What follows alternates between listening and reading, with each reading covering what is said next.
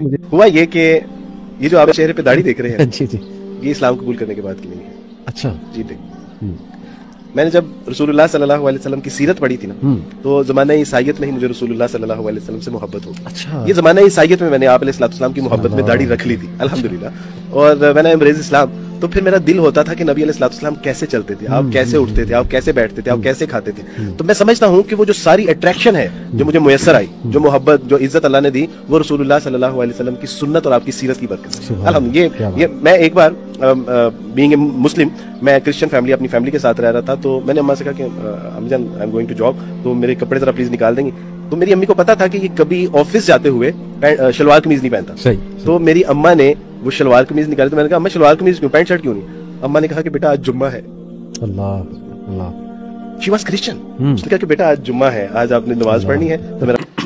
یقیني خبره ده ما خو دې کلیپ ته ښه جړلې دي پوه شوې ځکه چې د دې خلکو نه اوس د اسلام تپوس وکړه چې اسلام څه شی دی د دې خلکو نه اوس تپوس وکړه ولې دوی په کفر کې زندګي تېره کړې ده جي ما ته خو چې جناب زه خو چې پیدا شوم نو په غېږ کې راته مور کلمه ووي او بانګ یې راته ووي او اقامت یې راته وکړو یو سیټ ته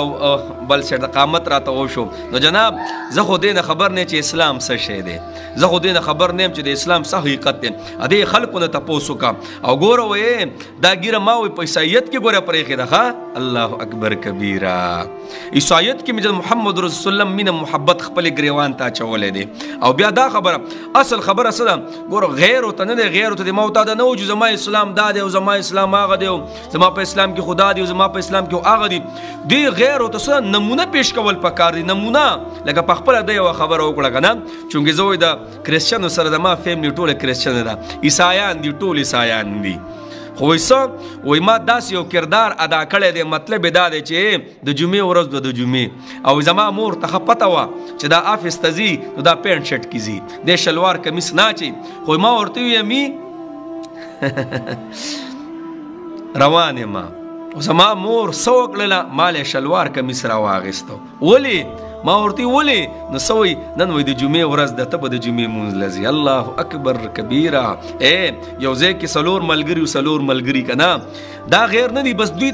د ما خو درته وي به دوی ته یو نمونه پیش کول پکاري ګوره نبي علیه الصلاة والسلام 18 سال محنت وکړو 18 سال نبی علیہ السلام محنت کړي 1400 یا 1500 صحابه مسلمانان شوي دي 13 سال د مکې مکرمه او دا نور په مدینه منوره کې خو چې کله صلح حدیبیه وشوه او زه به ستا بازار ته درځم او ته به زما بازار ته راځې زه به په تا سیز در خرڅوم ته به په ما سیز را خرڅې نو په 3 کالو کې 1,24,000 ته صحابه رسي دا ولې تاسو ته پته ده دا ټول د اخلاقو شکستو بس ټول معاملاتو ټول ډیلینګو چې ورسره مسلمان سره به میلاو شوي که نه نو تا به څه وي چې بس دغه دین اسلام دی الله اکبر کبیره نو څه وایي مور ورته څه وایي دا واله وایي ولې وایي نن د جمعې ورځ ده او ما ته پته ده ته به د جمعې لمونځ کوې الله اکبر کبیره نو جناب ما خپل نبي سره څومره محبت وکړو زه چې د الف نه واله چې کله پیدا شوم د هغه ټایم نه زه مسلمان یم او زه راغټ شوم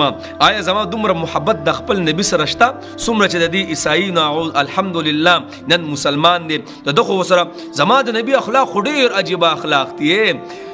یو انګریز لیکلی دي وایي ما څومره چې غټ خلک تیر شوی دی نو وایي د هغه ما سرچ کړه هغه ما سرچ کول وایي ما ته محمد رسول الله صلی الله علیه وسلم مخې ته راغلی ما ویل چې د مسلمانانو نبي چې آیا د ده دا زندګي زه ستړي کړم چې دی څنګه انسان و ډېر غټ تعریفونه یې راغلي دي او د اخلاقو په اعتبار سره ډېر لویه مرتبه ده نو آیا چې دا څنګه دی نو یوې واقعي زه وړه قولم داسې ذهن مې داسې حیران شو ورته چې خدای دا له څنګه انسان دی کومه واقعه وه و یو جنگ شوی او جنگو او په هغې کې ډېر صحابه شهیدان شوي او ډېر ماشومانان پکې یتیمانان شوي دا جنگ نه پس یو صحابي د خپل ماشوم سره ډېر مینه محبت کو او را روان کړی دی په اوږه باندې د پاسه کېنولی خپل بچې او را روان دی وایي نبي علیه السلام وله مخې له ورغلی د انګریز وایي چې دا واقعه ما واورېدله حیران شوم چې مې وکړه چې دا له څنګه انسان محمد رسول الله صلی الله علیه وسلم نو وایي صحابي ته نبي علیه السلام فرمایي ای جناب د خپل زوی د اوږې نه راښکته که د الله رسول ولې ګناه مې وکړه د الله رسول ما پوهېږه ګوره که ګناه مې کړي چې بیا توبه وباسم وایي نه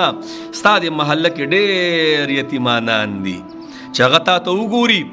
نو خپل پلار به ورته ور یاد شي. هغه محبت کم چې به سره خپل پلارانو کو هغه ته نه میلاویږي نو اصل چې تا ته وګوري او خپل پلارانو ته ور یاد شي. دې د وجه نه څه وکړه دغه راکوس کا. نو دا واقع چې کله ما وکتله نو هغه کس هم مسلمان شي او اسلام راوړي بیا. نو غرض مې دا دی جناب دا غیر مسلمه دا پته ورته نشته دا خو نن زما استاد د وجې نه جي د اسلام نه خارج شوي دي. دا خو نن زما استاد د اسلام د وجې نه هغه یو کرکټر له دعوت ورکو بل کرکټر کنا چې جناب زمونږ اسلام دا دی او زمونږ اسلام دا دی او دا مینه محبت ته پکې هغه ورته سوې وای په کومه دنیا په کم ګډ کې به دا مسلمانان ماته میلاو شي دا مسلمانان ماته په کم ځای کې میلاو شي. نو نن خو موږ صرف په دې ژبه باندې وایو چې دا چل شوی دی او اسلام کې دا دی او اسلام کې هغه دی خو زما استاد کردار زما سره کله ډیلینګ د غیر مسلم راشي کنه نو بیا به ماته پته ولګي په خبره پوه شي. نن څومره زمونږ ډیلینګ څومره زمونږ روزګار ډوب پوکته